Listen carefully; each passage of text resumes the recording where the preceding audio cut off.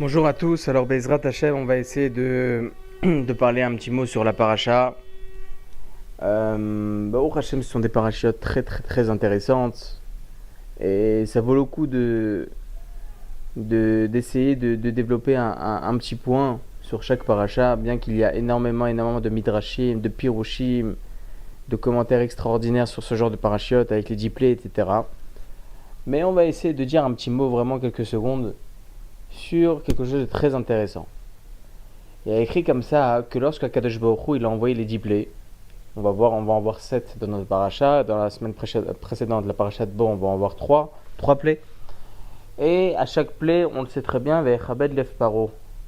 C'est-à-dire que le cœur de Paro s'est alourdi. Alors, il y a écrit comme ça dans la Maseret Shabbat. La Maseret Shabbat, DAF 53b, il y a écrit là-bas une histoire intéressante. C'est écrit qu'il y avait un jour un chassid, un homme pieux, qui malheureusement, lors de l'accouchement du bébé, sa femme est décédée. Et ce chassid n'avait pas de quoi, il n'avait pas d'argent, il était assez pauvre, pour payer une nourrice qui puisse nourrir justement ce bébé, qui puisse l'allaiter. Alors il y a écrit comme ça dans la Gemara qu'Akadosh Baruch Hu, il a fait un nes, il a fait un miracle. Et il lui a apporté du lait dans son corps à lui, et que lui-même a pu allaiter son enfant. Alors la question est la suivante. C'est pas plus simple pour Akadosh Baruch Hu de faire de plus grands miracles que ça? Est-ce que c'est pas plus simple pour lui de lui donner de l'argent, qu'il trouve chez lui un coffre-fort? C'est pas plus simple pour lui qu'Akadosh Baruch Hu lui donne une parnassa, un shefa, une abondance d'argent, une richesse? Pourquoi il lui donne pas une richesse? Il lui donne plus du lait dans son corps. C'est quelque chose de beaucoup plus nadir, beaucoup plus. Ce sont pas des choses que l'on voit. Écrit dans les Pirushim, de là on voit que c'est plus simple pour Akadosh Baruch Hu de changer la nature des choses plutôt que de changer le mazal d'une personne. Caché par Nasadosh à Adam qui créa Tchamsouf, c'est plus difficile pour Akadosh Baruch Hu, c'est difficile que la parnassa de l'homme est plus difficile que lorsque Akadosh Baruch Hu, il a séparé la mer en deux. On voit de là donc quelque chose d'intéressant. C'est plus simple pour Akadosh Baruch Hu de changer la nature des choses, de donner du lait à un homme plutôt que de lui donner de la parnassa. Bien entendu, on ne parle pas d'un niveau, Akadosh Baruch Hu, tout lui est facile et Akadosh Baruch Hu, il peut tout faire. Mais Akadosh Baruch Hu, il a créé Mazal. Il a créé une parnassa, il a créé une brioute à une personne, il a créé donc, une nature dans ce monde qui fait que, telle personne doit avoir telle chose, etc. Il ne peut pas y avoir dans ce monde que des riches, que des pauvres. Il y a des pauvres, il y a des riches. Il y a des gens qui sont dans la Torah qui sont pauvres, et des gens qui travaillent qui sont riches. C'est comme ça. Kadosh Baruch Hu, il envoie dans ce monde une nature, il envoie de ce monde un mazal. Il y a des gens que leur mazal c'est de devenir pauvre. Il y en a d'autres que c'est de devenir riche. C'est comme ça. Mais ce qui est encore plus intéressant, c'est que Rabbi Shimon Bar Yochai, lorsqu'il était dans la grotte, il est resté pendant 13 années dans la grotte. Akadosh Baruch Hu, il a fait un miracle extraordinaire de lui créer un etz charouv, un caroubier, et un petit fleuve comme ça avec de l'eau. Mais ce qui est assez complexe de comprendre, c'est qu'on vient de dire maintenant, c'est plus difficile à une personne, c'est plus difficile à Kadosh Baruch Hu de donner la parnassa, de donner de l'argent à la personne, plus que de faire des choses contre nature.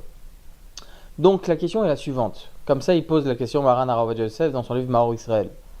Comment ça se fait qu'Akadosh Baruch Hu n'a pas tué directement le Kessar? Parce qu'on sait très bien que Rabbi Shimon Bar Yochai, il s'est caché dans la grotte pendant 13 années parce que justement, il devait être trouvé par le César pour qu'il se fasse tuer par rapport à ce qu'il avait dit, etc., contre le peuple, etc.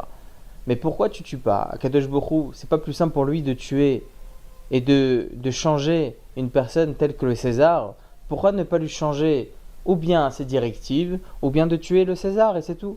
Pourquoi créer un etz karoub de karoub et de créer un petit fleuve comme ça pour qu'il puisse se nourrir? Pourquoi tu le laisses pendant 13 années dans la grotte? Tue le César et c'est tout.